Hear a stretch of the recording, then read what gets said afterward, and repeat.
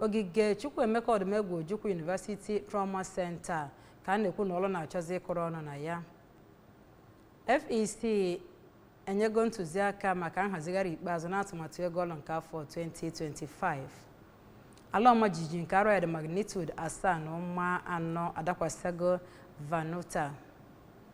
Ọka akụkọ bụ Ifeọma Akife tọọ ntị gere akụkọ anyị ka ọha n'uju. Gọvanọ Anambra Steeti bụ Ọkammụta Chukwuma Soludo akpọgo okuko ha na eze tinye aka n'ihe gbasatara ibu agha megide enweghị nchekwa n'ime Anambra Steeti. Gọvanọ Soludo kpọrọ oku a n'oge ozi ọ gbasara na eze steeti a tata n'iji wee tinye gosi n'ihe metụtara nchekwa bụ nke mere n'ebe obibi gọvanọ dị n'Amawbịa. Onye na-akọrọ ihe na-eme n'obi gọọmenti bụ Jikoo kọrọ akụkọ a n'uju.